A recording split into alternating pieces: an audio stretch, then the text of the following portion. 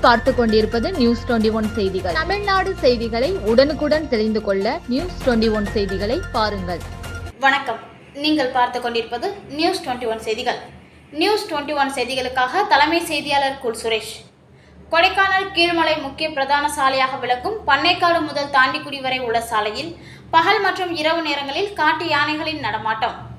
திண்டுக்கல் மாவட்டம் கொடைக்கானலில் இருந்து சுமார் 30 கிலோமீட்டர் தொலைவில் பண்ணைக்காடு பிரிவு அமைந்துள்ளது. இந்த பண்ணைக்காடு பிரிவு வழியே தாண்டிக்குடி, கடுதக்குடி, மங்கலம்கொம்பு, குப்பமால்பட்டி, கேசிப்பட்டி, பாச்சலூர் செல்லும் சாலை அமைந்துள்ளது. மற்றொரு சாலை ஆடலூர் பன்றிமலை வழியாகவும் அரசு பேருந்துகள் செல்லும் சாலையாகவும் உள்ளது. இந்த இரு சாலைகளின் வழிகளில் தினமும் ஆயிரக்கணக்கான வாகனங்கள் சென்று வருகின்றன. இப்பகுதிகளில் உள்ள ஊராட்சி மன்றங்களில் 100க்கும் மேற்பட்ட கிராமங்களில் ஆயிரக்கணக்கான மக்கள் வசித்து வருகின்றனர். இந்நிலையில் சமீப காலமாக பகல் மற்றும் இரவு நேரங்களில் 10க்கும் மேற்பட்ட காட்டு யானைகள் சாலையின் குறுக்கே நின்று கொண்டு வரும் வாகனங்களை அச்சுறுத்தி வருவதால் வாகன ஓட்டிகள் மிகவும் அச்சத்துடன் பயணத்தை மேற்கொண்டு வருகின்றனர். தாண்டிக்குடி மலைசாலை பகுதி மிகவும் அடர்ந்த வனப்பகுதியாக உள்ளதால் காட்டு யானைகள் எந்த பகுதியில் இருந்து வருகிறது என்று அறியாத நிலையில் வாகன ஓட்டிகள் உயிர் பயத்துடன் சென்று வருகிறார்கள்.